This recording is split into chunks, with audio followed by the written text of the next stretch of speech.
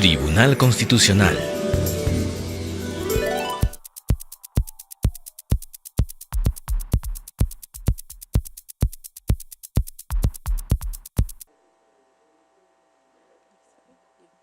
Buenos días, de pie por favor.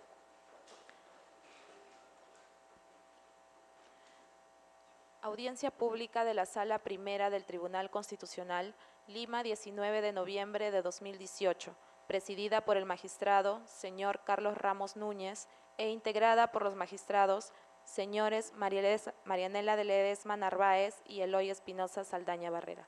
Secretaria relatora, Helen Tamaris Reyes.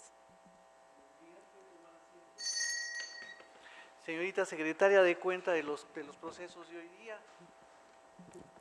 Buenos días, señor presidente, señores magistrados, muy buenos días. A continuación voy a dar lectura de los expedientes en los que las partes han solicitado informe oral. Causa número 2, expediente 903-2016 amparo, iniciado por Eleodoro Villar Montalvo contra Prima Seguros, AFP y otro. Ha solicitado informar oralmente por la parte demandada el doctor Jorge Jurado Moreno, por la ONP.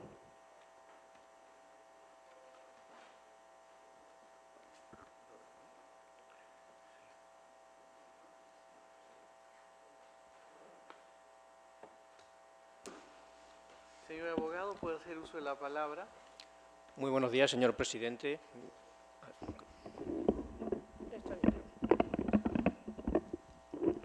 Sí, como decía, muy buenos días, señor presidente, miembros de esta honorable sala, estimados compañeros. En representación de la codemandada ONP, en el presente proceso el demandante solicitó el otorgamiento de pensión mínima conforme a la Ley 27617, considerando que cumplía con los años de aportes requeridos, esto es un mínimo de 20 años. Recordemos que para ser beneficiario de una pensión mínima en el sistema privado de pensiones se requiere, entre otros requisitos, haber aportado 20 años siempre y cuando la base remunerativa sea mayor a la remuneración mínima vital. En este sentido, y de los documentos sobrantes en autos y verificaciones efectuadas por la propia ONP, no se ha acreditado los 20 años de aportes necesarios, por lo que el demandante no podría ser beneficiario de la pensión mínima bajo la Ley 27617.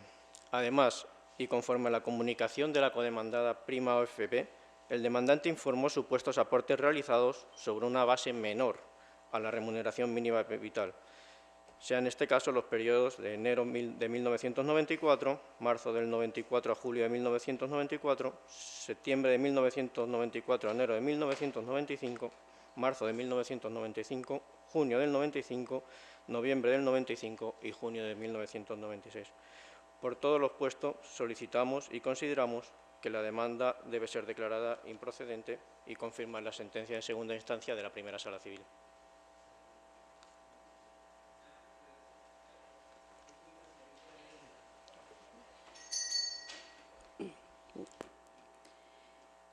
Causa número 7, expediente 2636-2016 amparo, seguido por Alcides Leonardo Cruz Paulino, contra RIMAX Seguros y Reaseguros. Ha solicitado informar oralmente por la parte demandada el doctor Edilberto Marca Huasco.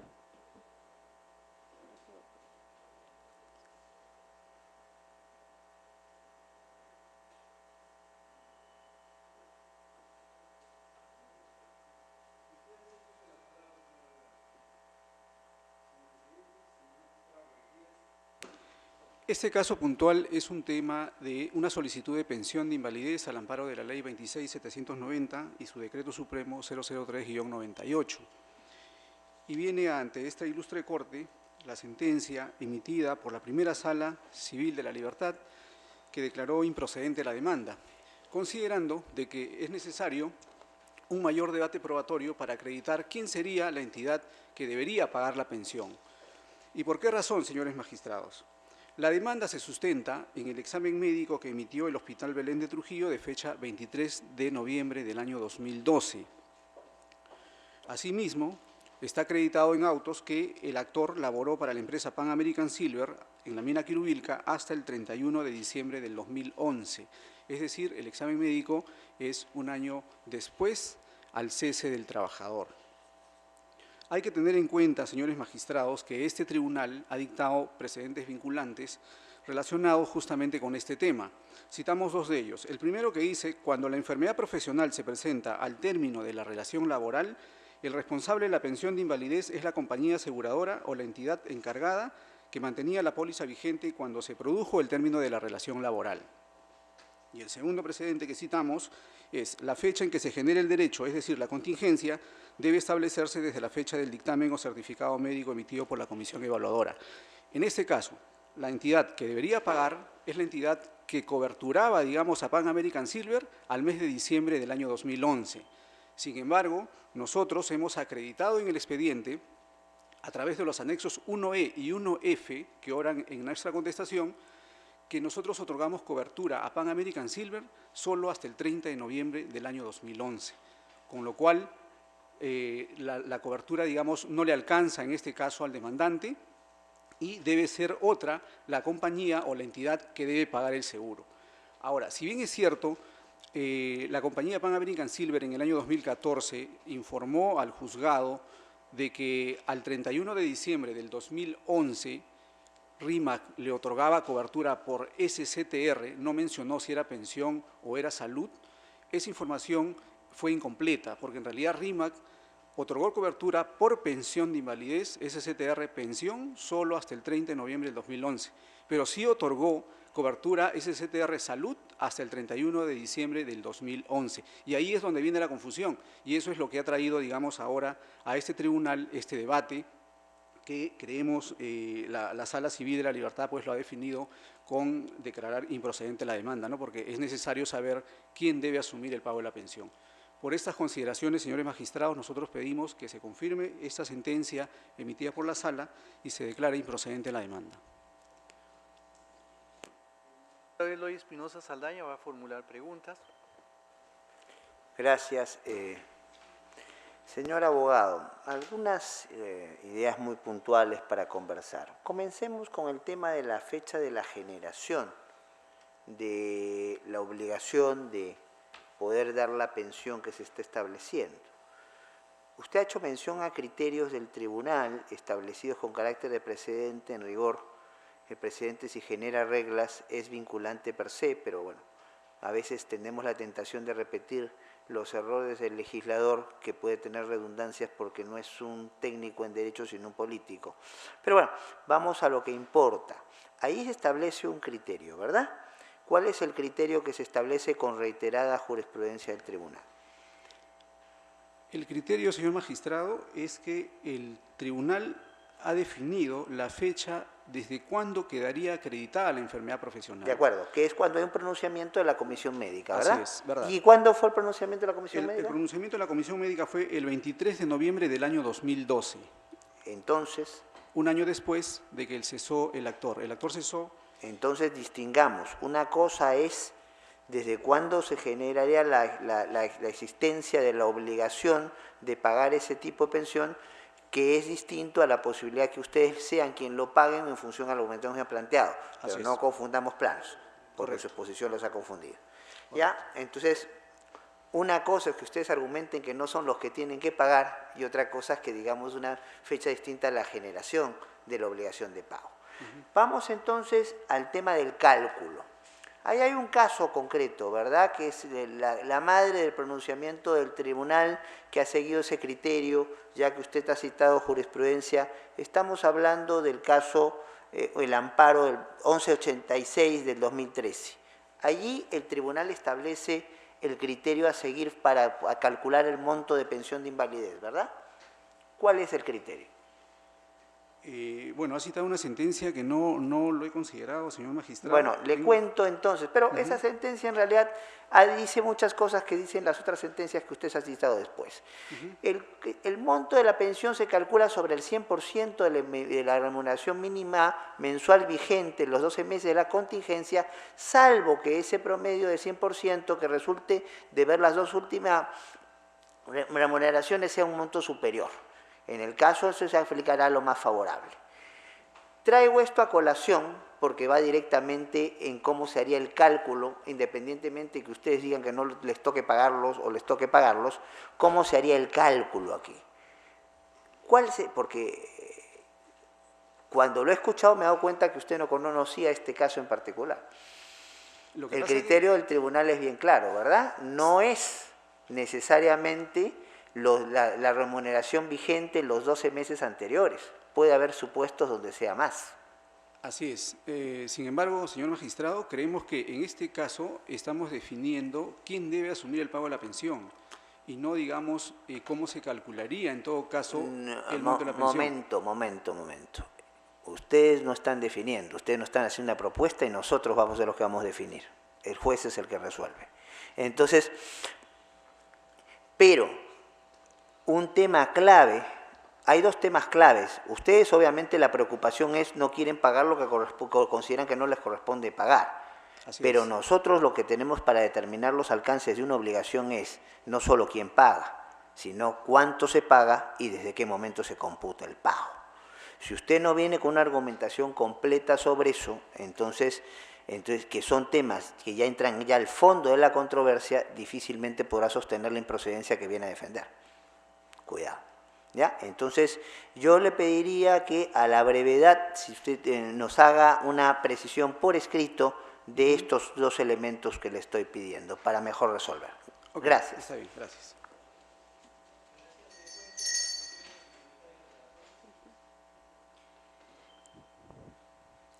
Causa número 8, expediente 2859-2016, amparo, seguido por Óscar Bolaños Benítez contra la Oficina de Normalización Previsional. Ha solicitado informalmente por la parte demandante el doctor Ners Armando Vázquez Bayón.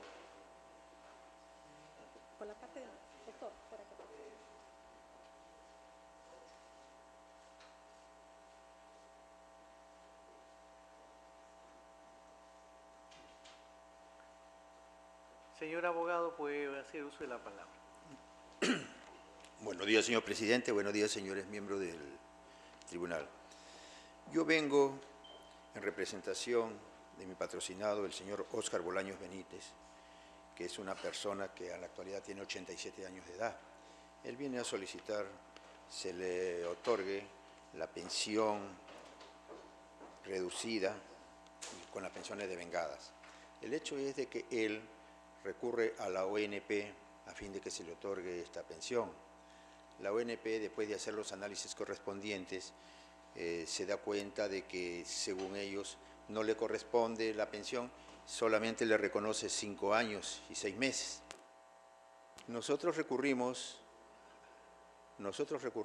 al Poder Judicial vía proceso de amparo y el ACUO nos da la razón y dice que sí le corresponde la pensión a mi patrocinado, en vista de que se aplica el artículo 42 de la 19.990.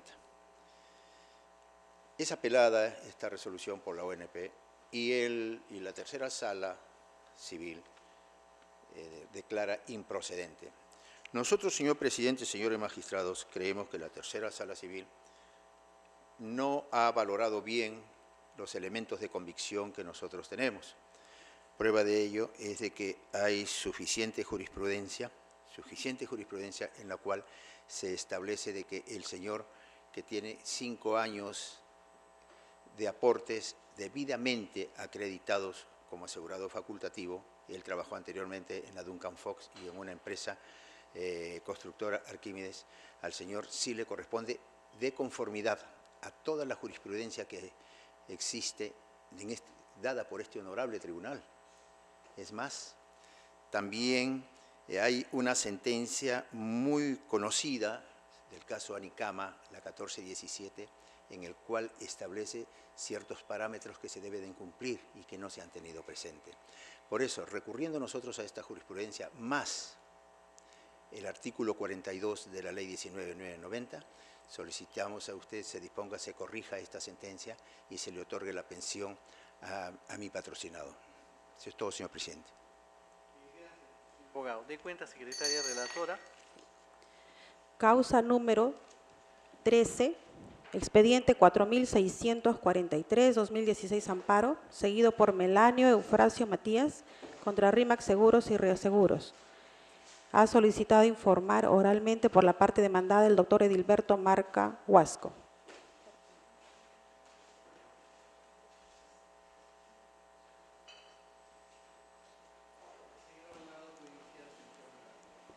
Gracias, señor presidente. Este caso también es un tema de solicitud de pensión de invalidez al amparo de la Ley 26.790 y su decreto supremo. El sustento de esta demanda es el examen médico de salud emitida por la Comisión Médica Evaluadora del Hospital de Cerro de Pasco de fecha 30 de mayo del año 2007. El actor también precisa en su demanda que habría laborado para la empresa Doerran hasta el 4 de enero del año 2004. Esto significa que el examen médico fue realizado 3 años después del cese del trabajador. El examen médico señala que el demandante tiene neumoconiosis e hipoacusia, todo lo cual le genera un 55% de incapacidad. Ahora bien, hay que tener en cuenta, señores magistrados, que con respecto a la enfermedad de hipoacusia, al haberse determinado 3 años después de haber cesado el trabajador en sus labores, era necesario que se acredite el nexo o relación de causalidad con respecto a esta enfermedad, en razón de que el Tribunal Constitucional, también en reiterada jurisprudencia, ha precisado que no basta, digamos, con que una persona haya laborado para una empresa minera, sino que además se deben tener en cuenta las funciones que realizó, entre otros aspectos que puedan, digamos, llevarnos a la certeza de que esa labor le habría generado la hipoacusia. En este caso, según el certificado de trabajo, el demandante laboró como operario, oficial y cuidador 1 y 2. No se especifica absolutamente nada si su labor ha estado expuesta a determinados riesgos, digamos, o a ruidos constantes que le hayan podido generar la hipoacusia que determina el certificado médico. De otro lado, al contestar la demanda, nosotros hemos presentado el dictamen de la Comisión Médica Evaluadora de las EPS de fecha 7 de octubre del año 2008. Este dictamen precisa que el actor no tiene neumoconiosis y solo un grado mínimo de hipoacusia neurosensorial. Sobre esta base, y teniendo en cuenta también lo resuelto, digamos, en anteriores oportunidades, definitivamente consideramos que la situación de la enfermedad debe resolverse en un proceso con mayor etapa probatoria. Esa situación ha sido determinada así por la sentencia en primer grado, así como por la Cuarta Sala Civil de Lima, que confirmó la sentencia en todos sus extremos. Por esa razón, señores magistrados, nosotros pedimos también que se confirme la sentencia de vista que declaró improcedente la demanda.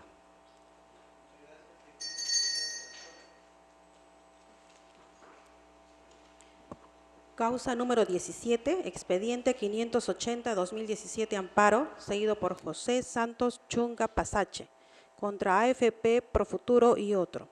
Ha solicitado informar oralmente por la parte demandante el doctor Luis Fernando Serna Chunga y por la parte demandada el doctor Jorge Jurado Moreno.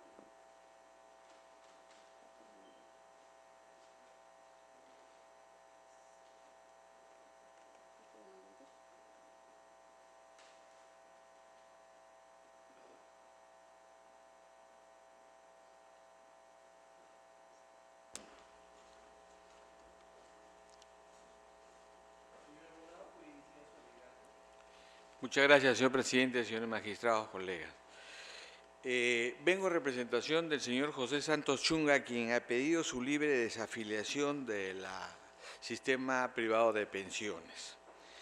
Y viene en grado de apelación y fue desestimada su pretensión porque se sustenta básicamente que el señor José Santos Chunga tiene derecho a la pensión mínima. Señores magistrados, mi patrocinado, en primer lugar, solicita la libre desafiliación cumpliendo con todos los requisitos. Primero, porque al momento de pedir su libre desafiliación, él al 31 de diciembre del año 95, él tenía cumplido los 65 años y había aportado no 20, sino 30 años al Sistema Nacional de Pensiones. 30 años y 11 meses para ser exactos, lo cual se desprende en el reporte que en original lo tienen ustedes en el expediente. Segundo, causal de desafiliación es la falta de información o insuficiencia de la misma. Al señor José Santos Chunga no se le informó adecuadamente que si él seguía en el sistema privado de pensiones iba a tener una pensión equivalente al fondo acumulado en el tiempo. Pero el señor Santos Chunga es un empleado público, trabaja para el Estado Y como bien sabemos, ellos tienen dos tipos diferencial de remuneraciones, un básico y una asignación que no va a su remuneración básica. Puede eventualmente, actualmente, un trabajador de una ambulancia puede ganar 1.200 soles, pero simplemente en su básico va a los 900 de ley, ¿no?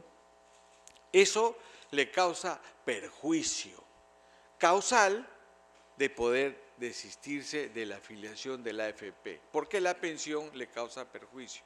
Toda vez él no pide o no mantiene de que él tiene derecho a una pensión mínima. La pensión mínima que a él le tocaría sería pues la mínima. Sabemos nosotros que el sistema privado de pensiones no cumple un fin solidario. Tanto aportaste, tanto recibiste, tanto te toca, dependiendo la expectativa de vida y etcétera. Y todos sabemos que en promedio, no exacto, por cada 100.000 soles que hemos aportado, vamos a recibir una pensión de 500 soles aproximadamente, cálculos actuales, que va disminuyendo y decreciendo en el tiempo. Si el señor Chunga se hubiera enterado, le hubieran informado de esas limitaciones y que él iba a recibir o por lo menos una pensión mínima, ténganlo ustedes por seguro que con 2 centímetros de criterio no hubiera aceptado la afiliación al sistema privado. Es más, existe jurisprudencia que le hemos puesto con los expedientes del mismo tribunal 1776 del 7281 de 2006, que también se sostiene en estos fundamentos fácticos que estamos dando.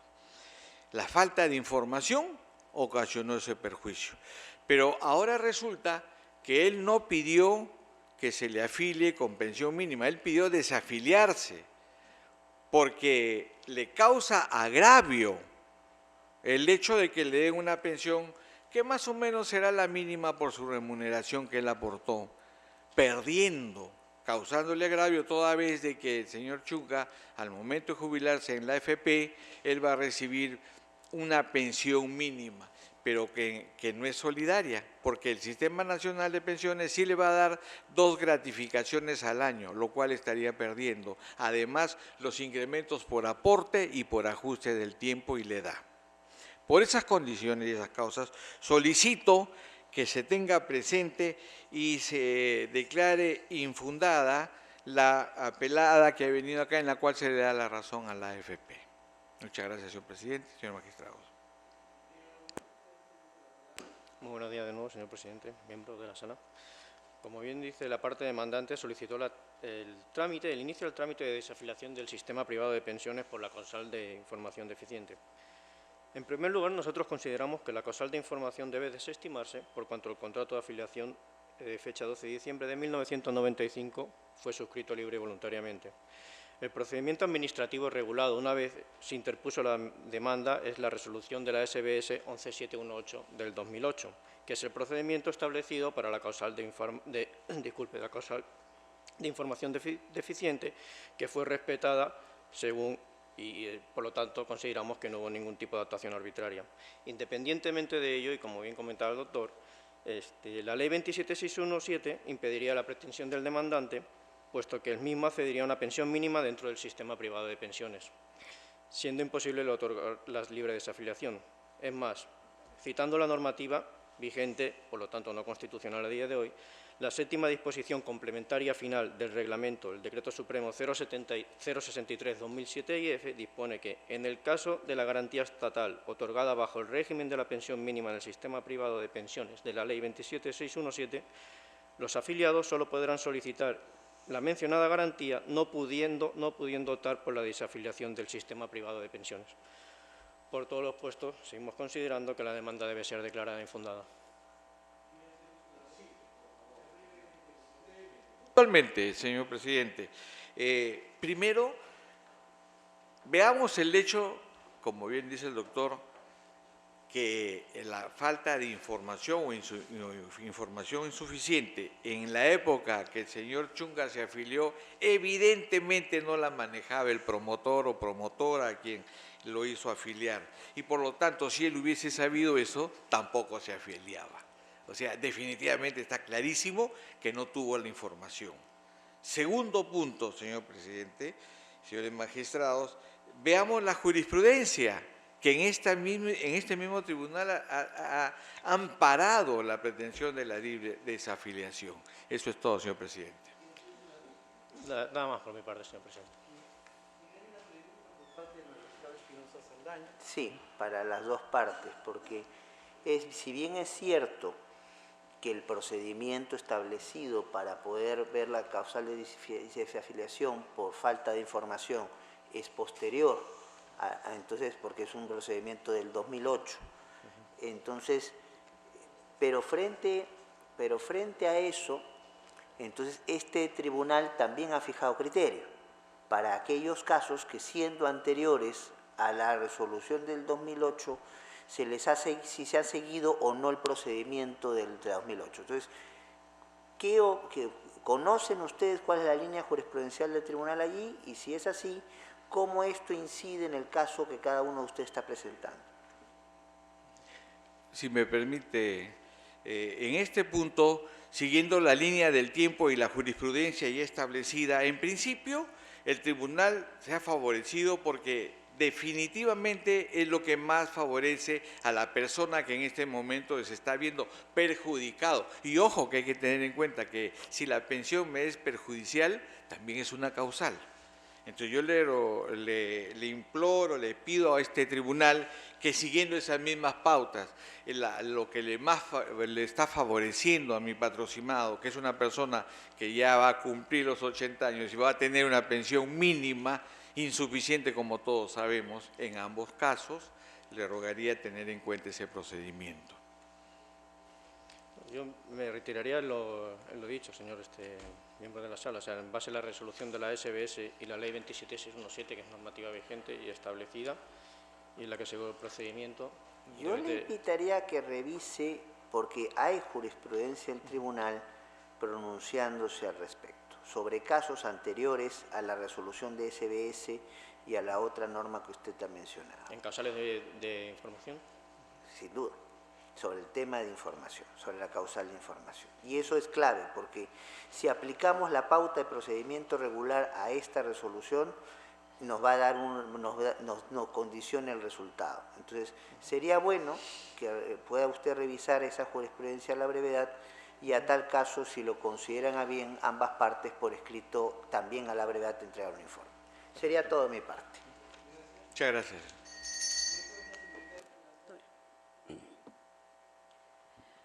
Causa número 19, expediente 695-2017 Amparo, seguido por Martín Rojas Paitán. Contra la Oficina de Normalización Previsional, ha solicitado informar oralmente por la parte demandada el doctor José Carlos Ramírez del Águila.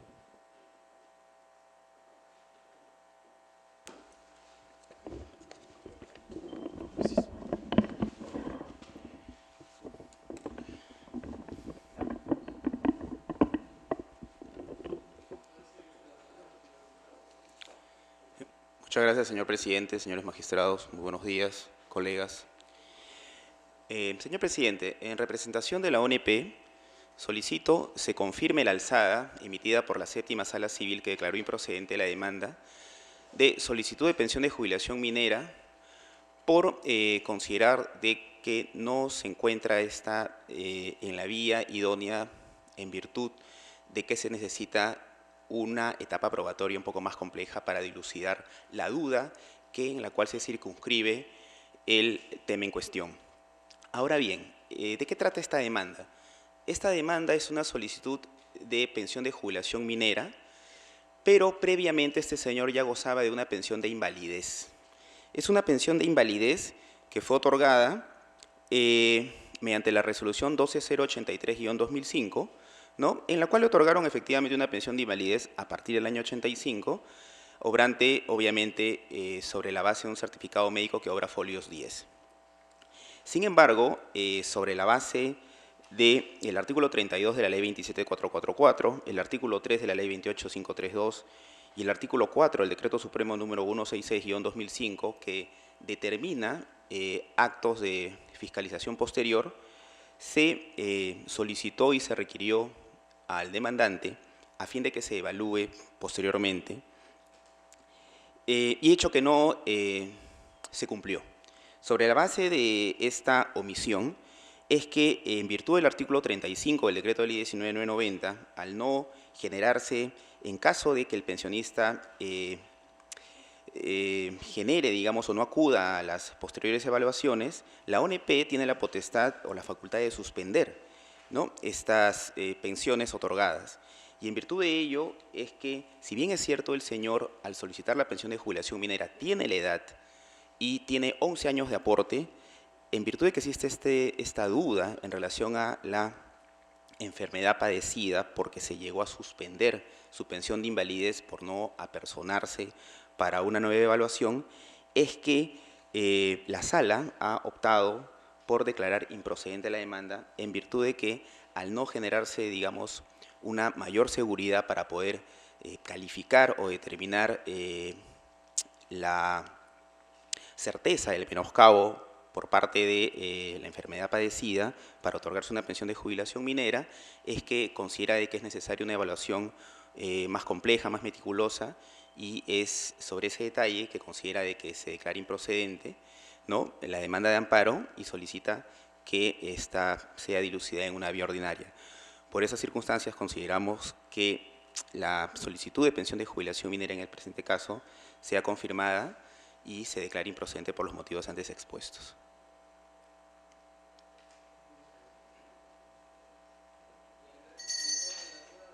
Muchas gracias. Causa número 14, expediente 4752-2016 amparo, seguido por Santos, Emilio Vara y Ayacachi, contra RIMAX Seguros y Reaseguros. Ha solicitado informar oralmente por la parte demandada el doctor Edilberto Marca Huasco.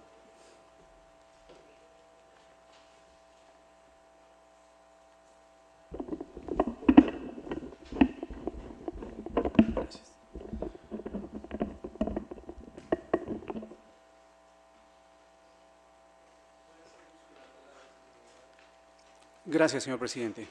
Señores magistrados, este tema también es un tema de pensiones, donde se solicita el pago de una pensión de invalidez al amparo de la ley 26.790. ¿Qué pedimos sobre este tema? Pedimos que se confirme la sentencia que viene a través de este recurso y que se declare infundada la demanda en todos sus extremos, por las siguientes razones. La demanda se sustenta en el examen médico que ha emitido el Hospital Honorio Delgado de Arequipa, de fecha 23 de diciembre del año 2013. Este examen médico precisa que el demandante tiene 3 enfermedades: espondiloartrosis lumbar, hipoacusia neurosensorial severo y trauma acústico, todo lo cual le genera un 55% de incapacidad. Como vemos, señores magistrados, las 3 enfermedades, digamos, pueden tener origen común u origen ocupacional. O sea, no es que estemos ante básicamente un origen ocupacional, y es ahí donde surge la duda. El Tribunal Constitucional ha establecido, como hemos señalado ya reiteradamente, la presunción en el caso de la neumoconiosis. Sin embargo, con relación a las enfermedades que no tienen, o digamos, que también pueden darse a través no de una relación de trabajo, ha señalado que hay presunción siempre que el actor haya desempeñado actividades de riesgo señaladas en el anexo 5 del Decreto Supremo 009-97-SA. Y en este caso es importante porque, de acuerdo a las labores que desarrolló el actor durante toda su vida laboral, quedan muchas dudas con respecto a determinar si estas labores le generaron en realidad hipoacusia, espondiloartrosis y el trauma acústico. Conforme se aprecia de los diversos certificados de trabajo que ha presentado el actor, habría laborado, por ejemplo, como perforista desde el año 92 al año 97. Si nosotros, digamos, entendiéramos que esta labor de perforista le generó alguna de estas enfermedades descritas, hay que tener en cuenta que han pasado más de 16 años de esta labor de perforista. Con posterior a ello, el actor no ha laborado, digamos, en esa condición. Ha tenido labores como, por ejemplo, inspector de seguridad del año 2000 al 2002, supervisor de seguridad hasta el 2003, inspector de seguridad hasta el 2004, capataz hasta el 2007, supervisor de medio ambiente hasta el 2013 y finalmente en el mismo 2013 como enmaderador, terminando su relación de trabajo en el 31 de diciembre del año 2013. Entonces, nosotros consideramos, señores magistrados, de que existe la obligación del demandante de acreditar si lo que padece es realmente consecuencia de las labores que realizó, labores principalmente de jefaturas o de control. Por esta razón, tanto la instancia, el juez de primer grado como la sala civil han considerado que esta demanda resulta infundada porque no se ha acreditado que la labor que desempeñó el demandante le hayan generado estas enfermedades profesionales. Nosotros, al respecto, solicitamos que se confirme la sentencia en todos sus extremos. Sí, doctor. Sí, gracias. A ver, vamos por partes. ¿Qué es lo que usted considera, señor abogado, invalidez parcial permanente?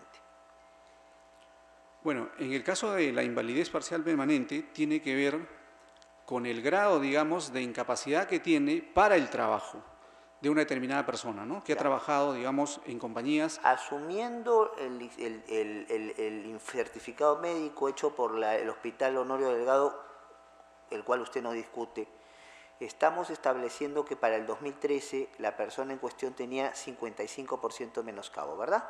Así es. Ya. Es lo que determina el examen médico. Exactamente. Entonces, para que haya invalidez parcial permanente tiene que haber por lo menos 50%, ¿verdad?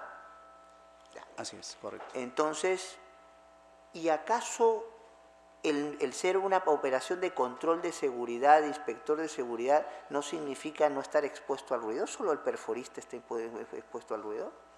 Sí, es cierto. Puede estar expuesto al ruido. Entonces, Vidaurre contra Vidaurre. ¿Cómo es la cosa? Lo que pasa es que el Tribunal Constitucional ha señalado reiteradamente que no es necesario, o digamos que no es suficiente que sea un trabajador minero. Y en esta situación es necesario que el demandante acredite. La jurisprudencia del tribunal la conozco, no se preocupe, no me la tiene que explicar, pero precisamente por eso también yo le puedo traer alguna jurisprudencia del tribunal donde lo que importa es no acreditar exposición al ruido de manera prolongada y repetida, es lo que importa. Así entonces, es, entonces pongámonos de acuerdo, si usted me reconoce que alguien que hace labores de seguridad, de inspector, que está allí o que va, entonces, ¿está expuesto al ruido o no? ¿Está expuesto al ruido de manera repetida y prolongada o no? Es que eso es una situación relativa, doctor. O sea, podría darse o no podría darse.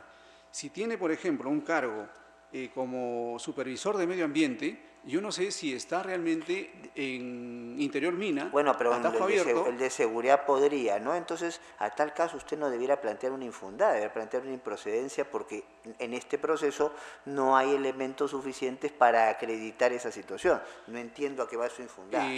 Nosotros pedimos que se confirme la sentencia en esos términos, tanto la sentencia en primera instancia como la sala. De acuerdo, pero la convengamos que su argumento, entonces, ¿es el que no hay elementos suficientes o que en este caso no se puede acreditar suficientemente? No es lo mismo. Sí, tiene no es lo mismo. No es lo mismo. O sea, su discurso aquí ha sido un discurso de procedencia, no ha sido un discurso de infundada. Bueno, en eso sí tiene toda la razón. Entonces, tengamos claro qué es lo que estamos planteando. Entonces, porque si no, el argumento que podría venir, no ha venido su contraparte, es sacar una serie de jurisprudencia para tratar de justificar, siquiera en este momento, que está expuesto a una situación repetida y prolongada y le saca la invalidez parcial y se le cayó el caso. Cuidado. Cuidado. ¿Ya? Eso es todo de mi parte. Gracias. Gracias. Causa número 20, expediente 2248-2017 Amparo, seguido por Teodoro Chuquillauri Laurencio, contra Mafre Perú Vida, Compañía de Seguros y Reaseguros. Ha solicitado informar oralmente por la parte demandada la doctora Marilú del Pilar Meixal Shigio.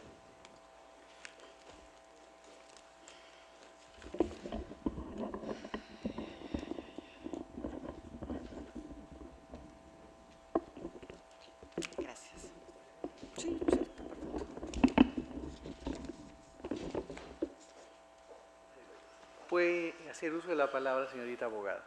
Muchas gracias, señor presidente. Muy buenos días, señores miembros de esta primera sala del Tribunal Constitucional. El día de hoy vengo en representación de Mafre, solicitando se confirme la improcedencia de la demanda y, por lo tanto, también se declare infundado el recurso de agravio constitucional presentado por la parte demandante. Como hemos escuchado a lo largo de varios informes, este es otro proceso de solicitud de pensión de invalidez, ante lo cual el demandante presenta un certificado médico del Hospital de Huánuco y MAFRE presenta un certificado de la COMEPS. Existen múltiples razones por las cuales nosotros consideramos se debe confirmar la improcedencia, pero el día de hoy nos queremos referir concretamente a las tres más importantes. En primer lugar, solicitamos la improcedencia, toda vez que el amparo no es la vía idónea para resolver este tipo de procesos, sino la vía ordinaria laboral. En segundo lugar, porque existen certificados médicos contradictorios que confirman la improcedencia de esta demanda. Y en tercer lugar, la falta de competencia e idoneidad del certificado médico presentado por la parte demandante del Hospital de Huánuco. En primer lugar, la improcedencia por la vía no idónea. Y respecto de ello, nosotros queremos invocar la aplicación del 7º Pleno Jurisdiccional emitido el 1 de septiembre de este año por todos los vocales supremos de la República, en donde se establece concretamente que es el proceso ordinario laboral la vía procesal idónea para la tramitación de pretensiones sobre prestaciones de salud que invoquen el reclamo de enfermedades profesionales, como es el presente caso.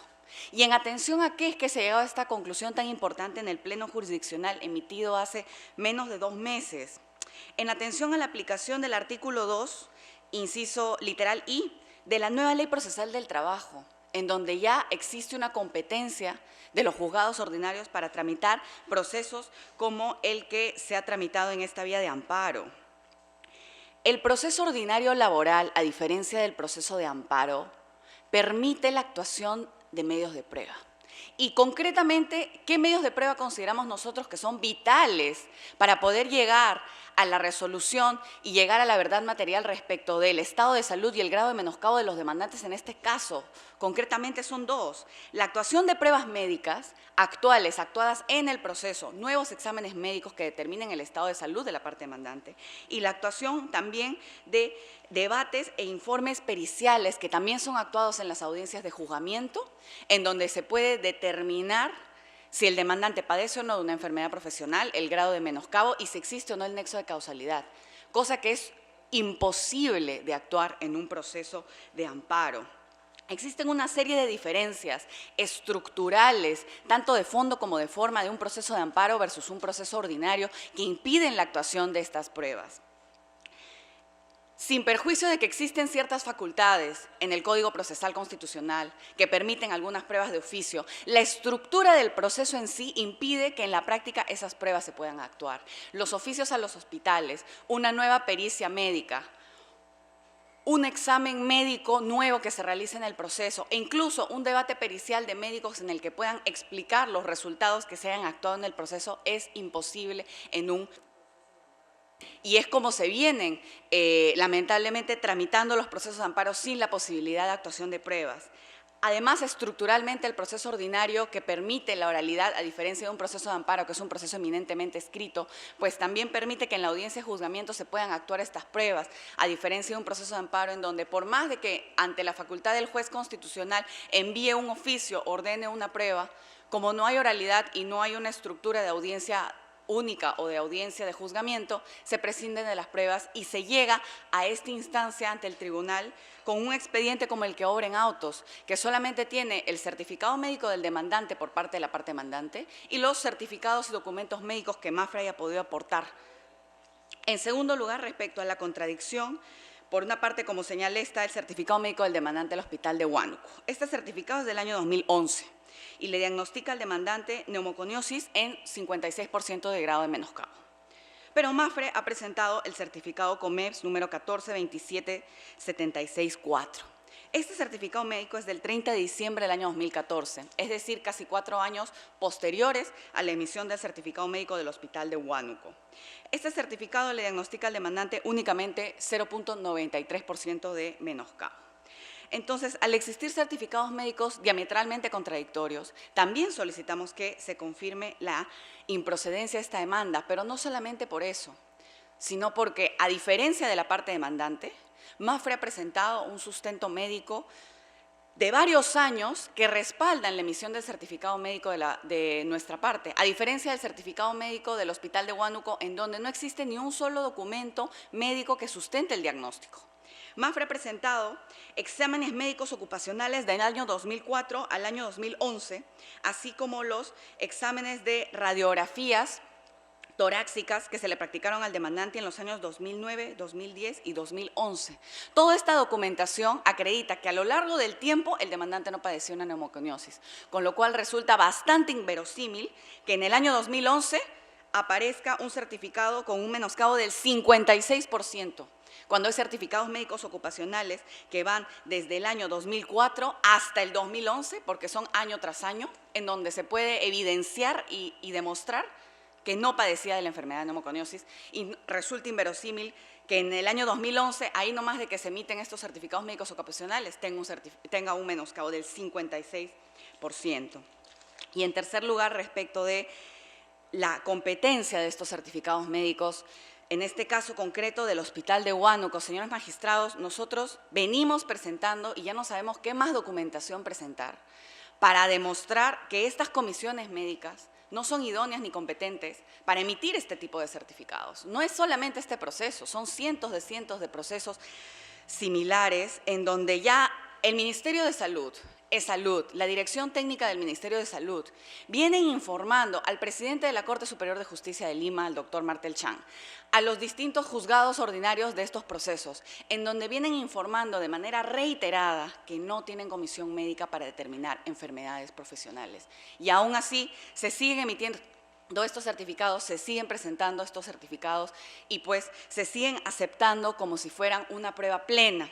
Y finalmente, solo para cerrar este informe, señores magistrados, y respecto tanto a este punto como el anterior de los certificados médicos contradictorios, en reciente jurisprudencia hemos podido constatar que este tribunal ha otorgado valor de prueba plena a los certificados médicos emitidos por distintos hospitales presentados por la parte demandante, restándole total validez al certificado médico de la COMEPS y es más, omitiendo incluso pronunciamientos de la existencia de esos certificados en las sentencias, lo cual pues transgrede no solamente los precedentes que había emitido este tribunal, sino también otras sentencias en donde en todo caso tiene que haber un pronunciamiento del certificado médico contradictorio de la COMEPS, como obra en este caso, como obra en otros casos. Y en todo caso, si es que existiera alguna duda o algún interrogante respecto de por qué valorar con mayor peso el certificado médico de los demandantes que nuestro certificado COMEPS, nosotros estamos acá prestos a poder resolver cualquier tipo de interrogante respecto a esos documentos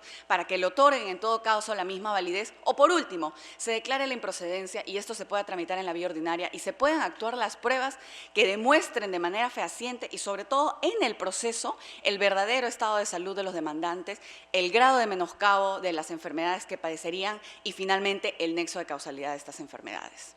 Gracias.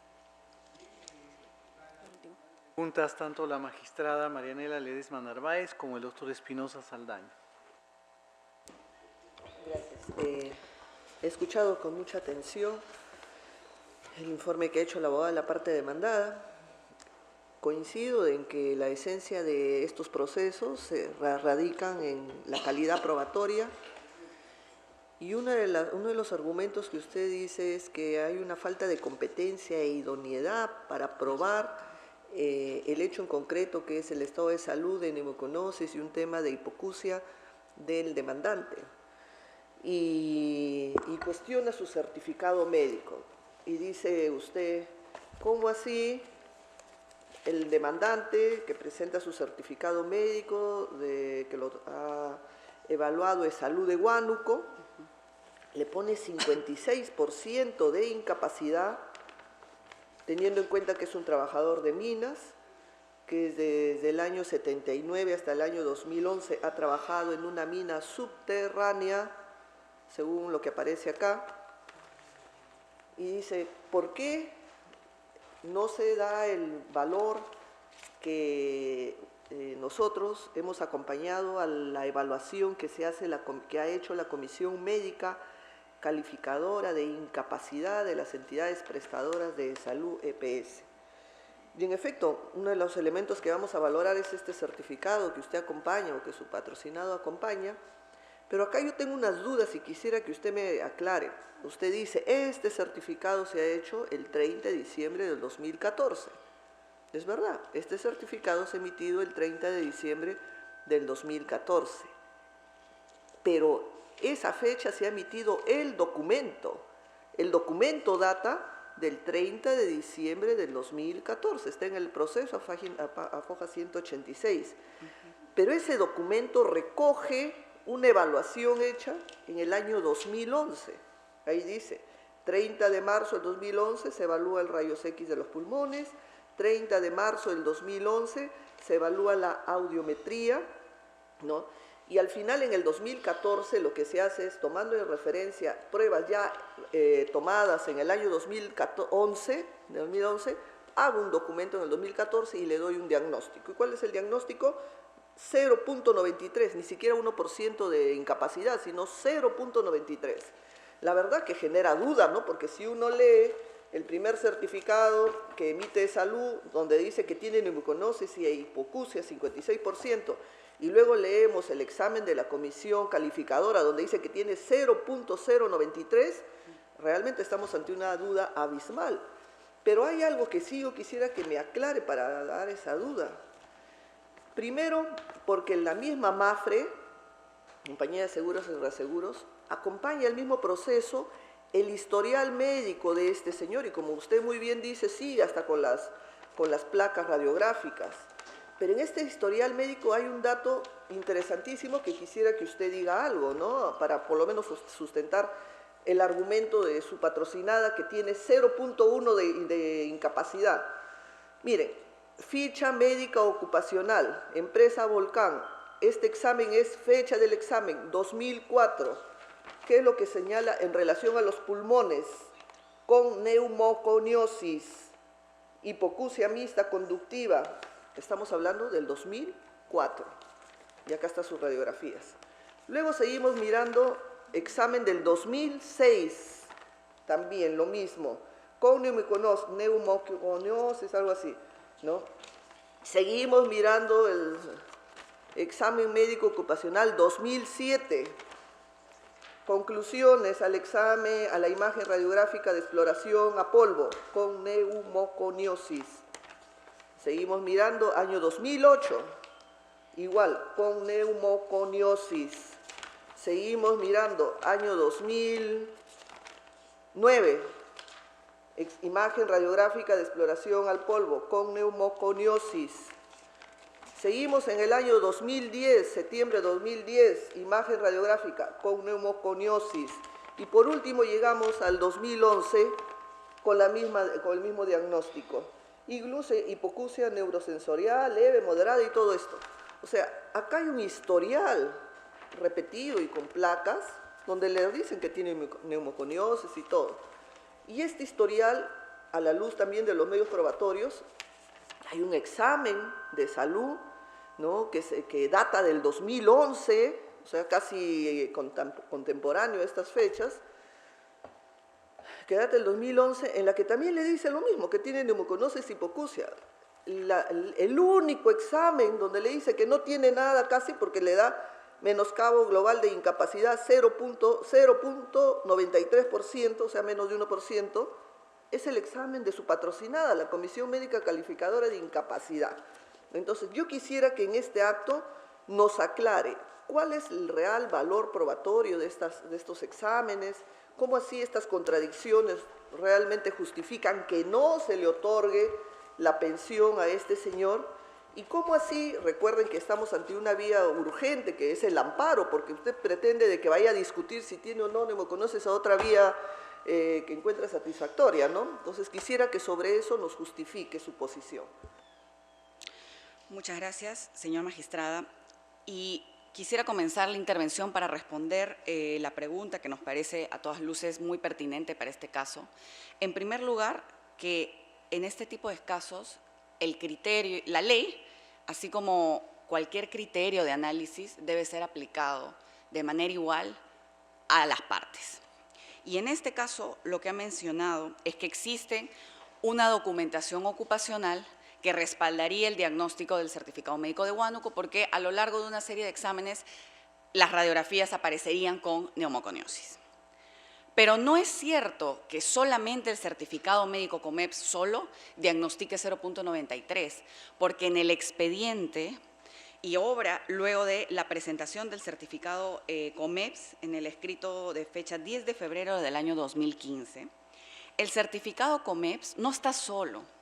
Y al igual que existen esos documentos que ha mencionado, señora magistrada, y que efectivamente causan una duda respecto de estos dos diagnósticos que son contradictorios, pero eso no quita que nuestro diagnóstico esté también debidamente sustentado. ¿Por qué? Porque se han presentado los informes de evaluación de incapacidad neumológica ocupacional de distintos años, como se puede observar ahí. Y se puede observar en todos estos informes neumológicos que el diagnóstico es pulmones radiológicamente normales. Y estos exámenes también son, como los que acaba de mencionar en su pregunta, también son exámenes que han sido realizados a lo largo del tiempo, en el año 2009, en el año 2010, y también existe incluso el formato de evaluación de placas radiográficas torácicas que respaldan el diagnóstico de estos certificados médicos de incapacidad neumológica ocupacional. También existen las fichas médicas ocupacionales. Y todos estos documentos, que no son de un año, de dos, sino de varios años, sustentan el diagnóstico de la COMEPS. Adicionalmente a eso, también obra en el expediente los exámenes médicos ocupacionales del año 2004 al 2015, y en esos exámenes médicos, por ejemplo, se puede observar incluso hasta el año, y me voy a remitir a los más recientes, porque en todo caso no son los que más entrarían en el caso, pero desde el año 2004 hasta el año 2011 se puede apreciar que en el examen médico ocupacional hay un dibujo de las radiografías torácicas y se señala profusión 0/0, sin neumoconiosis, y hay una X en 0 que no existe profusión. Entonces, también existen estos documentos que señalan totalmente lo contrario de los documentos que acaba de mencionar en su intervención. Entonces, ante esta duda, porque en todo caso lo que existe acá, y en eso sí es un punto que nosotros consideramos que estamos de acuerdo, es que existen certificados médicos contradictorios. ¿Cómo nosotros explicamos estos certificados médicos contradictorios? Tenemos muchas razones por las cuales explicarlos, como todos los cuestionamientos, tanto de fondo como de forma, que venimos realizando al certificado médico ocupacional, o incluso a esos documentos a los que acaba de hacer lectura, que se contradicen totalmente con estos otros exámenes médicos ocupacionales, que también son documentos que obran en autos, también son documentos de la parte demandante, también son exámenes que se le han hecho a la parte demandante. Y efectivamente existe una contradicción, por eso es que lo que nosotros solicitamos es la improcedencia. En procesos ordinarios han pasado cosas muy similares a las que pasan, o idénticas a las que pasan en estos procesos de amparo. Pero ¿qué es lo que pasa en el proceso ordinario? Que se le hacen nuevas evaluaciones a los demandantes. Y ahí solamente pasan dos cosas, señores magistrados. O está enfermo o está sano. Si sale que está enfermo, nosotros conciliamos el proceso ordinario. Ni siquiera llegamos a la etapa de juzgamiento ni a la última instancia. Se concilia, como ha pasado en procesos ordinarios en Trujillo, en donde hemos tenido evaluaciones tanto del Instituto Nacional de Rehabilitación como de la Clínica Tomo Norte, en donde luego de las evaluaciones la parte demandante ha estado enferma. Se concilia. En cambio, también tenemos otra serie de procesos, cerca de 25 procesos, en donde luego de las evaluaciones ante el Instituto Nacional de Rehabilitación, los demandantes tienen o un menoscabo de 10 o 15% que no les da derecho a una pensión. Y esos procesos se han ganado en primera y en segunda instancia, y ahorita ya se han emitido 2 sentencias de improcedencia de la Corte Suprema en donde se pretendía pues nuevamente cuestionar el fondo. Todo esto en un lapso de periodo de menos de un año. En un año ya estaba el expediente en la Corte Suprema con sentencia de primera, segunda instancia, con los exámenes médicos del Instituto Nacional de Rehabilitación, los oficios de los hospitales de donde provenían los certificados médicos de los demandantes y todos los exámenes ocupacionales que habían sido oficiados a cada una de las empresas ex empleadoras de las partes demandantes. Y con eso se llega a una audiencia de juzgamiento, a diferencia de un proceso de amparo que luego de 4 años, como estamos en el presente caso, Solamente están los certificados documentales que pudiera haber aportado la parte demandante, como los documentales que podríamos haber aportado la parte demandada, ya sea cualquier compañía aseguradora. Y esa es la diferencia entre un proceso de amparo y un proceso ordinario, una de las principales. Y es por eso que ante esta duda, como efectivamente ha señalado, señora magistrada, porque es eso, es una duda, es una contradicción. Son documentos que ambos tienen un respaldo y por eso somos enfáticos en señalar que el certificado COMEPS tiene un respaldo de placas torácicas, tiene un respaldo de informes médicos neumológicos que sustentan que no padece un menoscabo del 50% de neumoconiosis a lo largo del tiempo que nosotros solicitamos la improcedencia de este proceso y se vaya a la vía ordinaria para que se puedan actuar las pruebas correspondientes.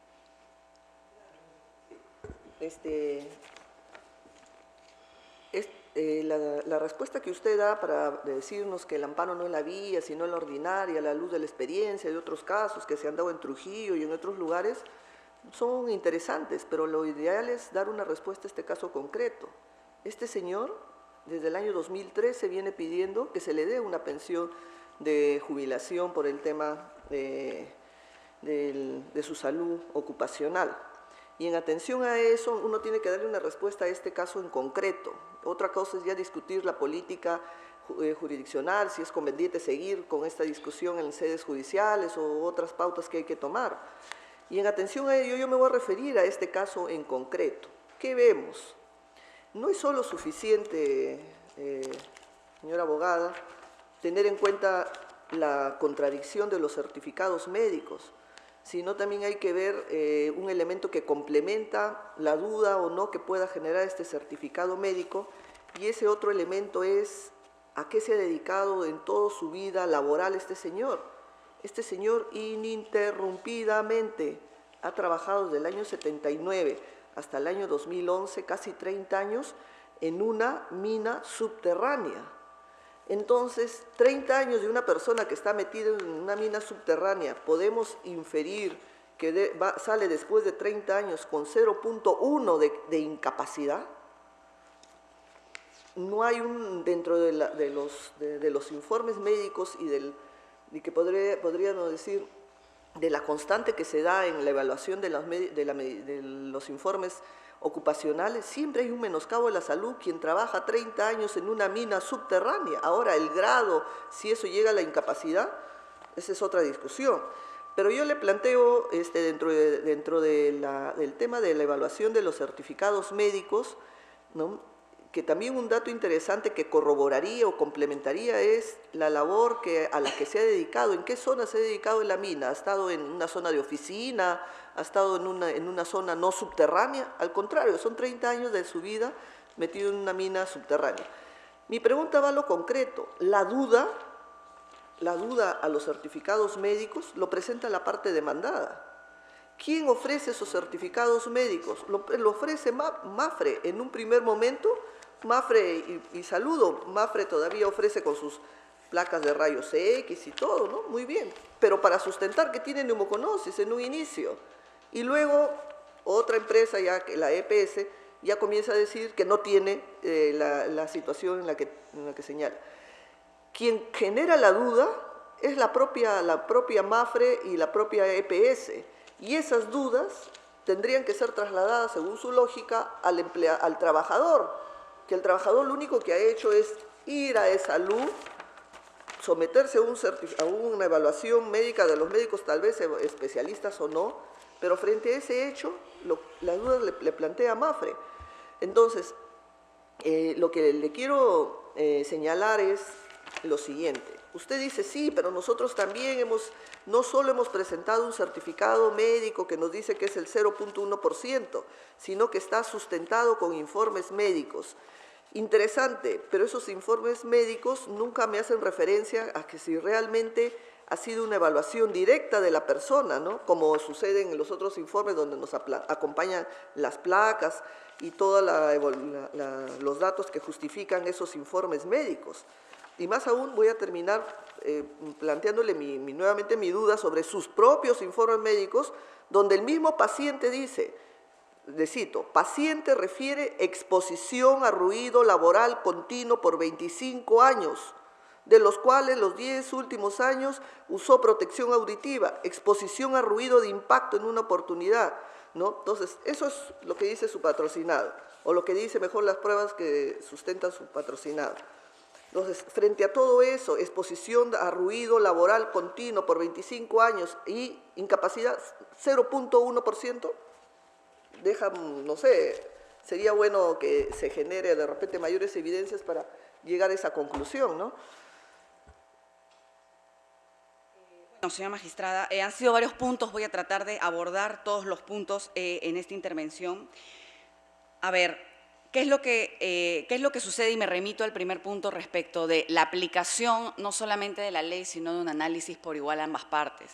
Es evidente que quien va a cuestionar este certificado, en este caso vamos a ser nosotros y no va a ser la parte demandante, porque es la parte demandante quien presenta ese certificado en atención a un precedente vinculante emitido por este tribunal hace varios años. Pero esa no es la lógica. No, permítame, es evidente que la parte demandada va a tener que cuestionar, pero la parte demandada, Mafre, en primera instancia acompaña todas esas placas y dice que tiene neumoconosis. Y hasta ahí por eso me parecía hasta saludable con sus placas y todos. Dice que tiene neumoconosis, primera instancia, pero cuando ya está acá en el tribunal o en la sala superior ya no tiene neumoconosis, su incapacidad baja 0.1%, generando más la contradicción. Y por eso yo digo, Mafre tiene una conducta que dentro de la misma defensa en un momento acepta que tiene neumoconosis con los certificados que presenta y ahora dice que ya no tiene. Eso es lo que no le encuentro coherencia. En todo caso, señora magistrada, si bien hemos presentado estos documentos de fichas médicas ocupacionales, nosotros en ningún momento hemos, pues, digamos, señalado y dentro del procedimiento administrativo que le correspondiera la pensión.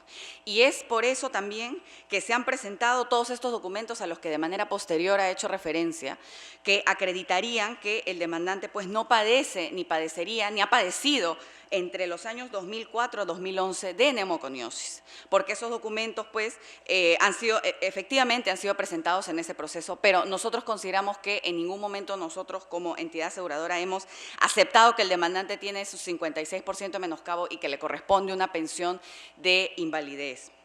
Eso como primer punto. Ahora, como segundo punto, que es muy importante respecto a lo que usted ha mencionado de la exposición de riesgos que tiene un trabajador minero.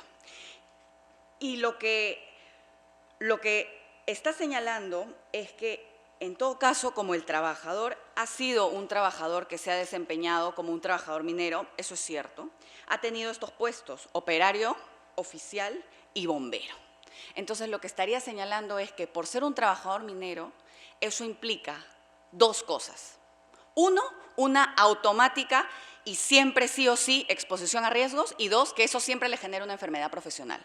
Dos cosas ante las cuales nosotros no estamos totalmente de acuerdo. Respecto del primer punto de la exposición de riesgo, si bien es cierto que todo trabajador minero puede estar expuesto a riesgos, eso no acredita, uno, que esa exposición de riesgos sea ilegal y atente contra la salud del trabajador. ¿Por qué? Porque existen normas de seguridad y salud e higiene minera y seguridad y salud en el trabajo que tienen que respetarse en las minas y que se tienen que respetar para estos trabajadores. Y esas... ¿Me permite una pregunta? Es interesantísimo lo que usted dice, pero sería preciso que diga que no es cualquier trabajador minero, sino un trabajador que ha trabajado en minas subterráneas. Con mayor razón que se le entregan esos sería interesante también que la carga probatoria de demostrar que la empresa sí cumplió con darle todas las seguridades, todas las facilidades, toda la protección.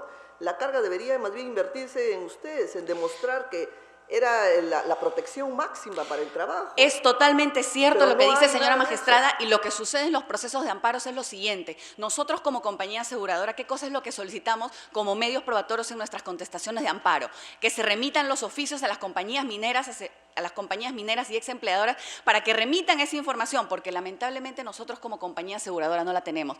¿Qué es lo que sucede en la realidad? Que en un proceso de amparo nunca se remite esa información y las compañías mineras no responden.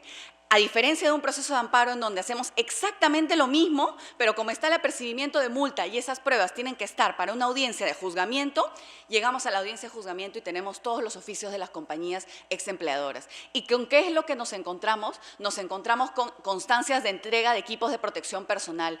Nos encontramos también no solamente con esa documentación que está relativa, digamos, a lo que se le entrega al trabajador. También nos envían manual de organización de funciones, nos envían las audiometrías, las dosimetrías, econometrías, estos informes médicos que se hacen de monitoreo de agentes de riesgo por puesto de trabajo, en donde nosotros en un proceso ordinario podemos acreditar que el demandante o no ha estado expuesto a un límite máximo permisible establecido en la ley, o se le han hecho entrega de los equipos de protección personal, o incluso en determinados casos, de acuerdo a un organigrama o un manual de funciones, ese trabajador no ha estado expuesto a los riesgos de manera tal que le pueda generar una enfermedad.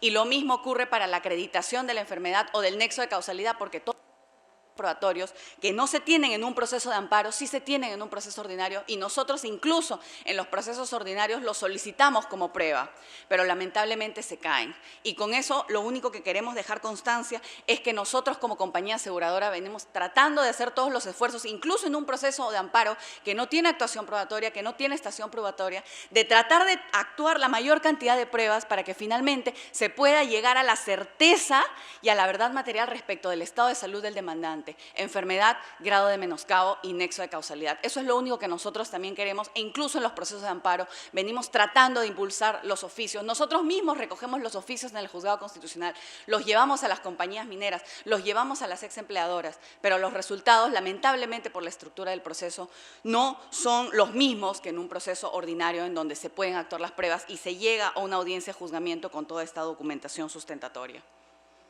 Yo nomás lo dejo para su reflexión. Le voy a leer lo que usted en su misma prueba ha presentado, ¿no? ¿Qué es lo que dice el propio trabajador? Su propia prueba está foja 190.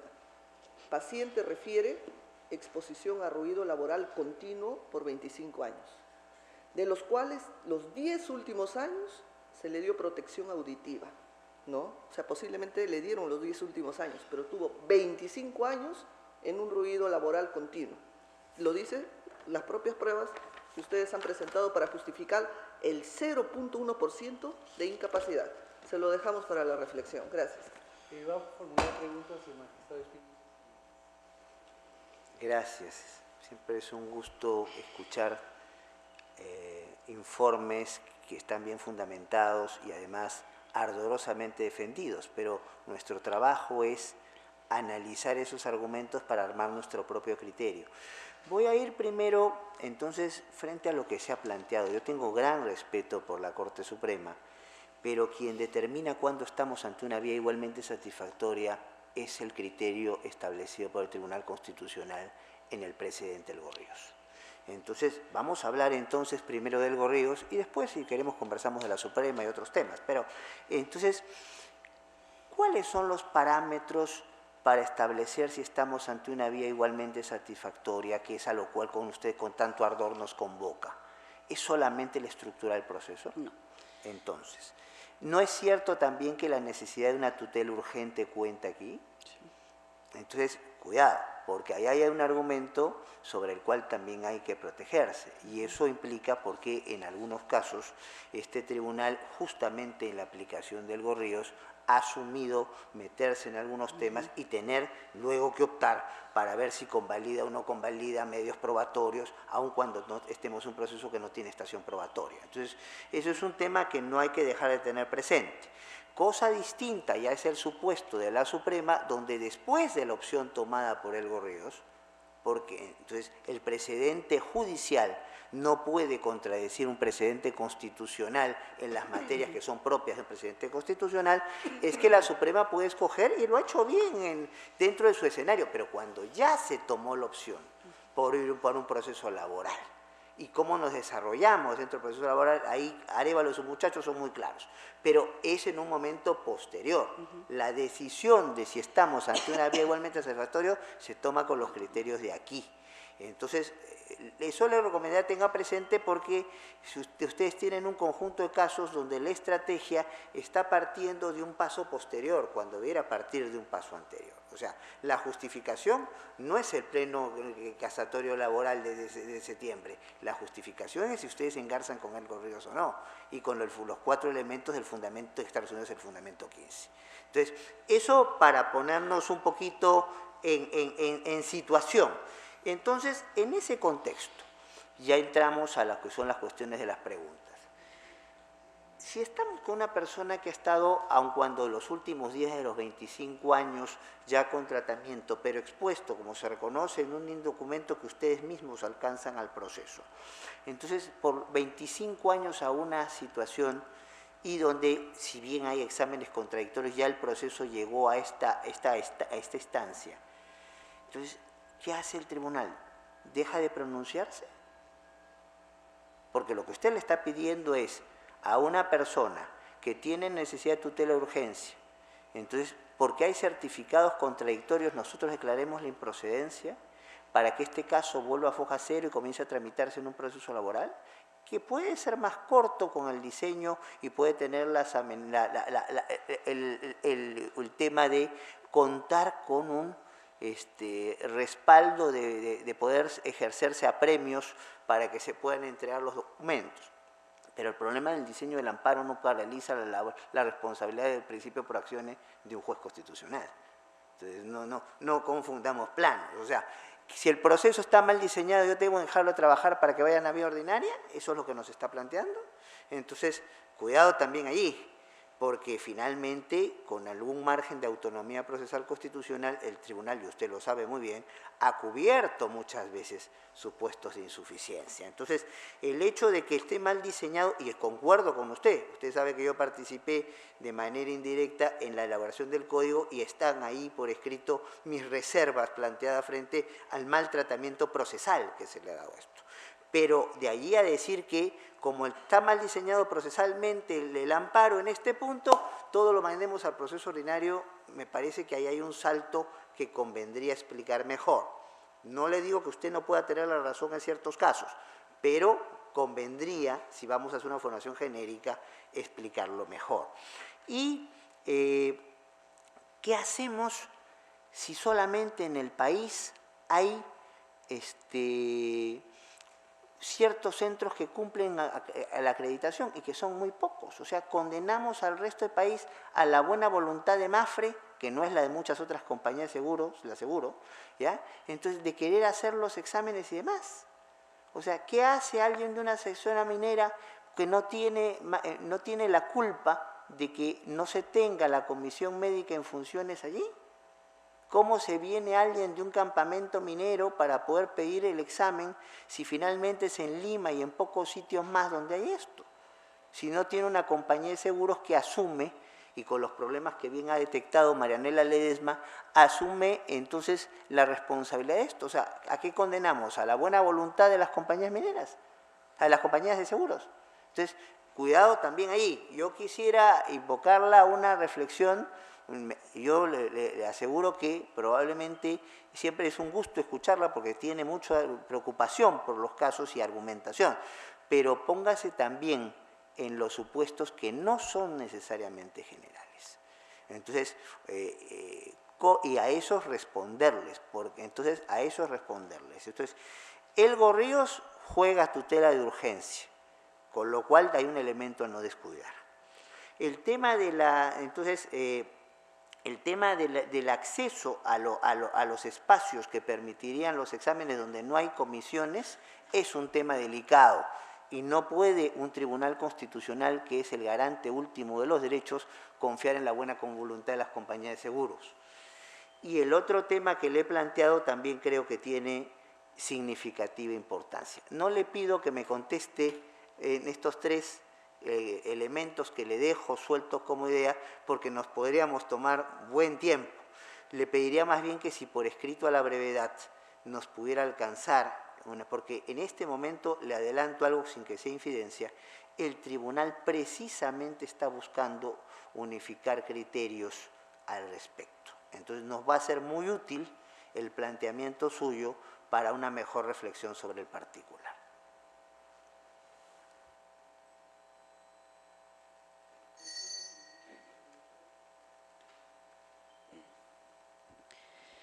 Causa número 24, expediente 1351-2018 amparo, seguido por José María Calle Ubillús contra la ONP. Ha solicitado informar oralmente por la parte demandante el doctor Tomás Cristian Cristóbal Delgado.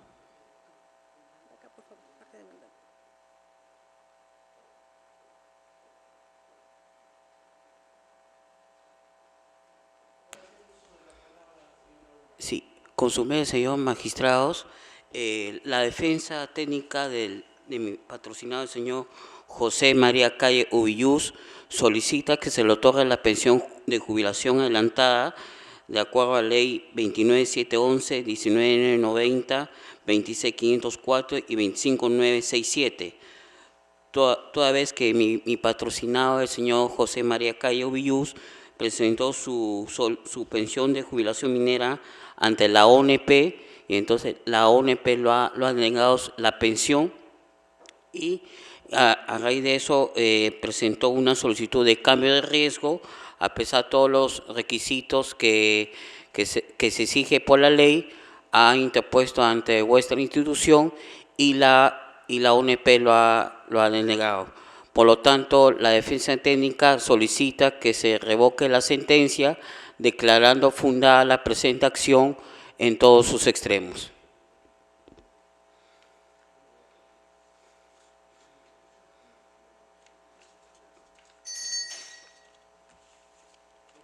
Sí.